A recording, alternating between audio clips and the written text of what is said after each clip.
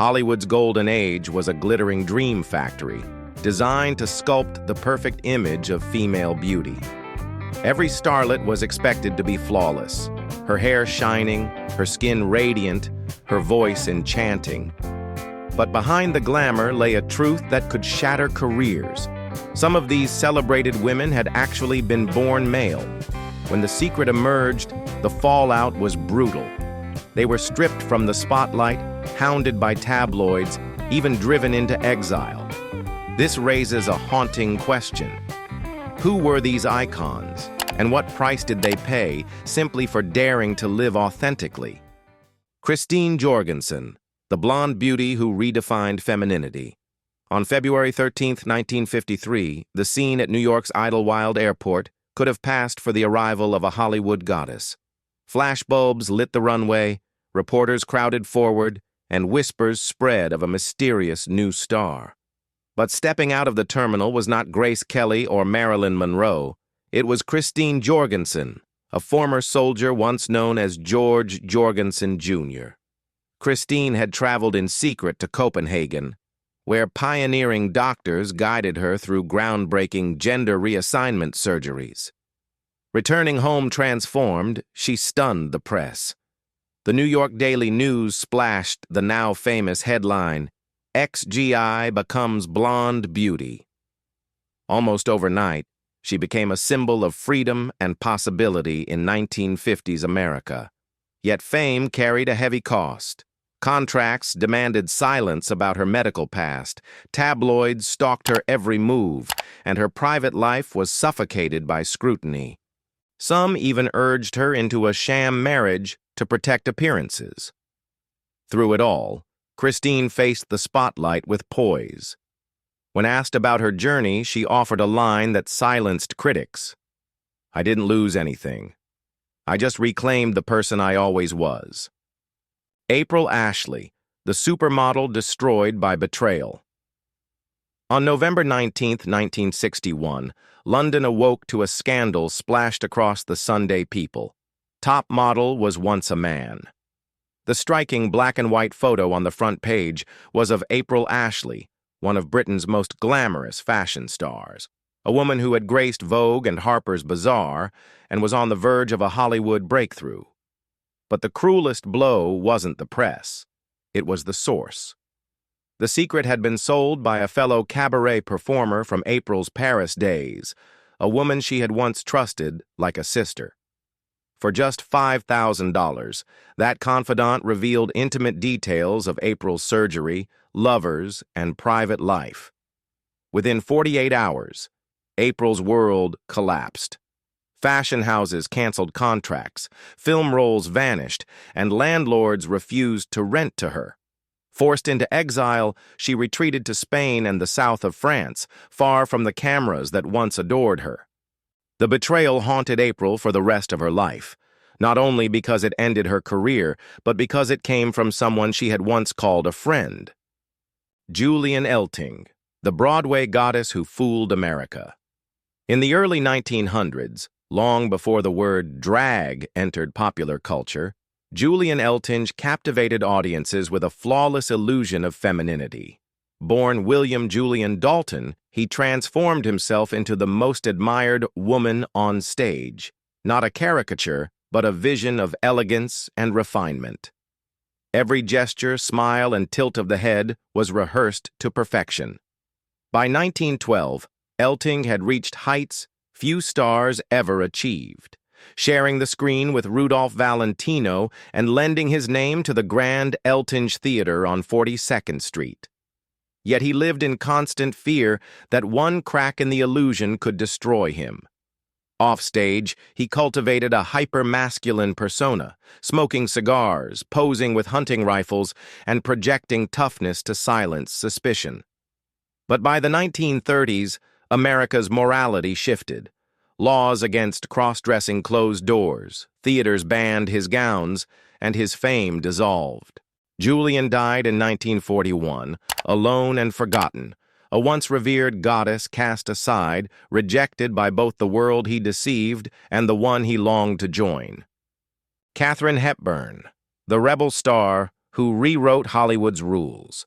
At a time when Hollywood demanded gowns, jewels, and carefully crafted femininity, Katharine Hepburn strolled into the spotlight in trousers, crisp shirts, and loafers. Her masculine style baffled studios, who kept gowns ready backstage in case reporters showed up. Yet Hepburn refused to play by their rules. She was equally unconventional in her private life.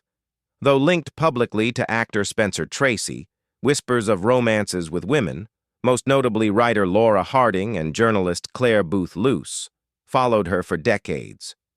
Adding to the intrigue was a rumor that her famously sharp voice was not natural at all. Some claimed she used a hormone-based tonic from a Beverly Hills pharmacy to maintain a higher, clearer pitch suited for leading lady roles. Hepburn never confirmed nor denied it, dismissing gossip with a shrug. "I wear what makes me comfortable. If that bothers people, that's their problem." Despite the whispers, she built a legendary career, 4 Academy Awards, dozens of unforgettable performances, and an enduring reputation as Hollywood's unapologetic rebel. Candy Darling, Warhol's shimmering muse, who left too soon. Before she became a symbol of New York's underground art scene, Candy Darling was born James Slattery in Queens, a delicate child mocked for a soft voice and graceful walk. Bullied at school and scolded at home, she eventually left to reinvent herself in Manhattan. There, she found a new identity and a new family inside Andy Warhol's factory, a chaotic paradise of artists, actors, and dreamers. Strikingly beautiful, Candy radiated a fragile glamour that captivated Warhol's circle. She starred in Flesh, 1968, and Women in Revolt, 1971, her porcelain skin and haunting presence earning praise as untouchable, almost unreal. Yet behind the spotlight, her health began to fail. By 1973, doctors at Columbia Presbyterian diagnosed her with terminal cancer. Even in her final days, she never surrendered to despair. She asked nurses to apply eyeliner and perfume before visitors arrived, clinging to the image she had so carefully created. Her farewell note captured her essence in a single plea. "Please remember me as a beautiful girl." Angie Dickinson, the screen siren with a hidden past. Angie Dickinson dazzled audiences with her roles in Rio Bravo and the hit TV series Policewoman, embodying the confident, seductive American screen siren. Her long legs and radiant smile seemed to define effortless beauty. Yet by the mid-1960s, whispers in Hollywood hinted at a different story. In 1965, the Los Angeles Herald-Examiner reported that Dickinson had undergone body restructuring procedures, a vague phrase often associated not with cosmetic touch-ups, but with gender reassignment. Around the same time, unretouched photographs revealed details the magazines quietly avoided: a square jawline, prominent tendons in the neck, and unusually large hands. The rumors deepened when a North Dakota school record surfaced under the name Angus J. Dickinson, Jr., linked to her family's address, though it mysteriously vanished from archives by the late 1950s. Angie never confirmed nor denied the speculation. When asked about her beauty secrets, she laughed it off. "Hollywood lives on the things people can't prove." Coccinelle, the bride who changed French history. On March 25, 1960, Paris witnessed a moment that would echo through history. At the City Hall of the 4th Arrondissement, Coccinelle, dressed in a flowing satin gown and veil, became the first transgender woman in France to legally marry. Newspapers splashed the story with provocative headlines, marveling that the glamorous bride had once been known as Jacques-Charles Dufresnoy. Before this milestone, Coccinelle had already earned fame as a dazzling performer at La Carrousel de Paris, a legendary cabaret where her blonde hair, radiant skin, and magnetic stage presence captivated audiences. But her wedding turned her into more than a star. It made her a symbol. The backlash was swift. Restaurants refused to serve her, cinemas pulled posters, and critics mocked her visibility. Yet Coccinelle refused to retreat. She went on to appear in European films and became a vocal advocate for transgender rights at a time when few dared. When asked if she regretted the uproar her marriage caused, she replied simply, "If I hadn't done it, maybe no one else would have dared." Marlene Dietrich, the star who defied Hollywood and Hitler. When Morocco premiered in 1930, Marlene Dietrich shocked audiences by striding across the screen in a tuxedo and planting a kiss on another woman's lips. In New York and Los Angeles, the scene made her an icon. In the American South, censorship boards threatened to ban the film entirely. Dietrich didn't care. She had already chosen her path. With her signature androgynous style, men's suits, crisp shirts, polished Oxford shoes, she blurred gender lines long before it was fashionable. Her affairs with actors, princes, and women like Greta Garbo and Edith Piaf fueled endless gossip. When asked to define herself, she quipped, "I don't like labels. They suffocate human imagination." Her boldness carried into World War II. While many stars stayed in Hollywood, Dietrich donned a uniform and performed on the front lines for U.S. troops. America rewarded her with the Medal of Freedom. In Germany, however, she was branded a traitor. Her answer was sharp and unforgettable. "I stand on the side of freedom and I don't apologize." Ray Bourbon, the comedian who laughed at rules but died in chains. For decades, Ray Bourbon lit up nightclubs with gowns, false lashes, and razor-sharp wit. Unlike other impersonators, he didn't hide behind perfect femininity. Instead, he kept his masculine edge, lacing every routine with sly innuendo. Audiences roared as he teased, "If you've never kissed a gentleman in a tuxedo, how do you know you don't like it?" It was dangerous comedy in an era desperate to silence such truths. But by 1968, Bourbon's defiance collided with tragedy. His longtime assistant, Aubrey Eberhardt, was murdered in Texas. Though evidence was thin, the press branded Bourbon a notorious female impersonator before the trial even began. In a deeply conservative courtroom, prejudice weighed heavier than facts. The jury handed him a staggering sentence, 99 years in prison. Ray Bourbon died behind bars in 1971 at age 79, his gowns and spotlights replaced by a prison number. To this day, questions linger. Was he guilty or simply condemned for daring to live outside society's rules? Greta Garbo, the silent goddess who guarded a secret few stars, have inspired as much fascination and frustration as Greta Garbo.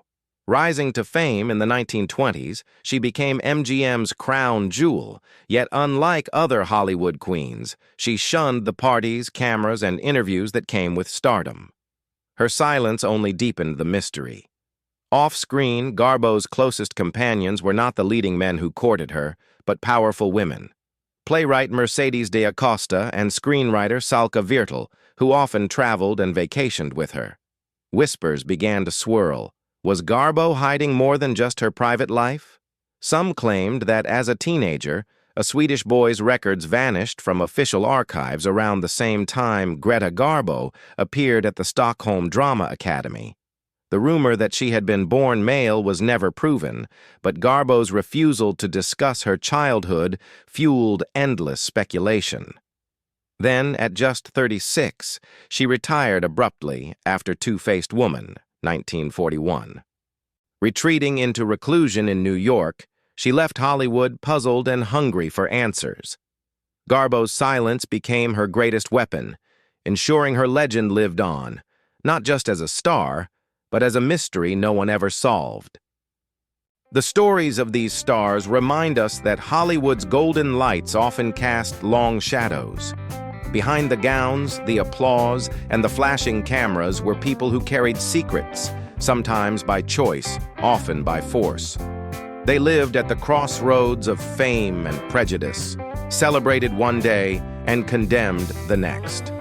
Some, like Christine Jorgensen and Coccinelle, turned their truth into symbols of courage. Others, like Candy Darling and Ray Bourbon, paid with their health, freedom, or even their lives. Their journeys raise a timeless question. Were they trailblazers of authenticity or victims of a crueler era? Perhaps they were both. What endures is not scandal, but the lesson their lives teach us. Authenticity has a cost, but silence has a greater one. To live truthfully, even when the world turns its back, is to leave a mark that history cannot erase.